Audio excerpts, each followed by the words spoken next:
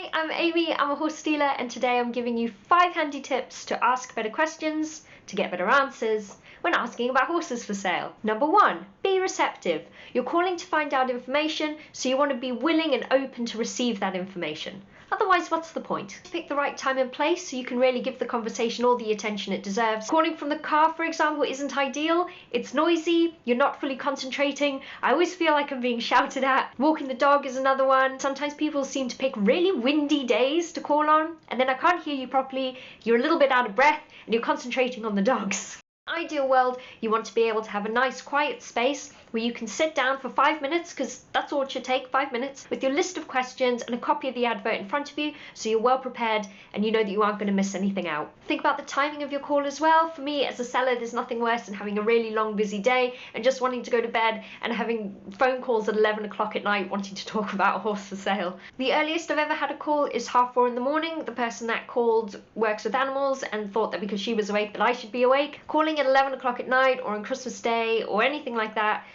that's not going to get you off onto the right foot. Number 2, ask direct questions. I could be about to change a lot of lives here. A lot of people sometimes ask questions around the question. Have you ever hacked the horse? Has the horse ever hacked? Has the horse ever been on the roads?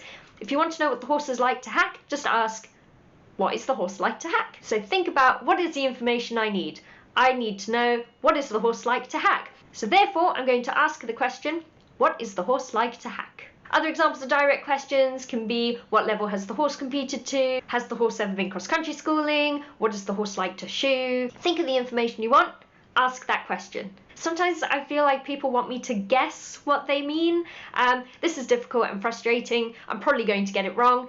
So just ask me outright and I'll answer it. Number 3, one question at a time, please. Often a phone call might go, hi, I'm calling to inquire about this horse for sale. I'd like some more information. Great, what more would you like to know? And then I just get bombarded with questions. What does the horse like to hack? Has the horse ever been competing? Is he good on the roads? Does he turn out with mares and gelding? Has he ever been cross-country schooling? What size frog is he? Who's his favourite member of One Direction? Does he have any medical history? How does he like his tea? What food is he on? Has he ever been to the beach? What's his favourite colour? Does he come with tack? What's he like to ride? What's his temperament like? Does he have any vices? Now, some of these questions are quite important, and some of them aren't quick answers. Some of them need a little bit of detail. Usually when this happens, I will try and answer the last question that was asked, but then we'll end up going on this tangent and there'll be a back and forth, and my answer will spark off more questions from you. There'll be a conversation. We'll forget about the other questions you've asked, and then they won't get answered, and you'll leave without the information you wanted. This is where being prepared and having a list of questions comes in useful. I cover a lot of this in my previous video on common mistakes people make when inquiring about horses for sale.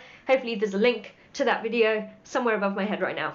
If you've got your list of questions, then you can ask them one by one and tick them off as you ask them.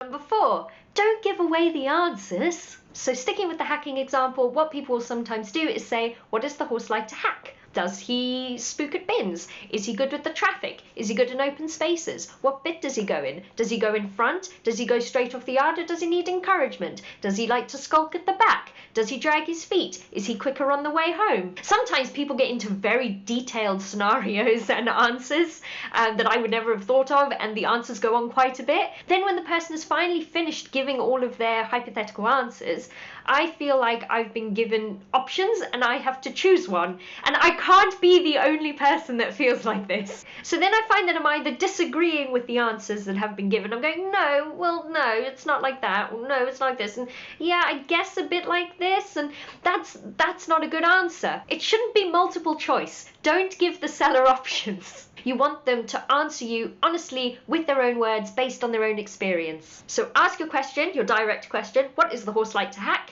And then at the end of that sentence there's a question mark, stop.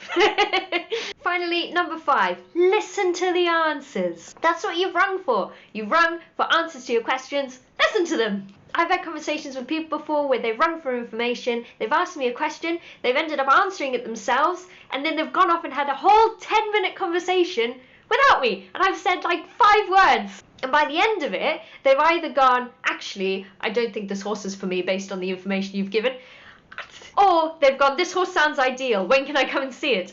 I haven't said anything. How have you come to that conclusion? What sometimes happens as well is someone will ask me a question, I'll start to answer the question, and then something I say, usually at the very beginning of my answer, will trigger something in the caller about their own horse, and then they'll start talking about their own horse, and they'll go off on this tangent again, and then 10 minutes later I feel like I know everything about their horse and they don't know anything about the one they've rung about. So in summary, make sure you're in the right time, space and frame of mind to have a conversation. Have your list of questions and the copy of the ad in front of you. Ask clear and direct questions. Ask one question at a time. Tick them off your list as you go. Allow the seller to give their own answer in their own words, and then listen to that answer. I hope that's helped. Happy horse shopping!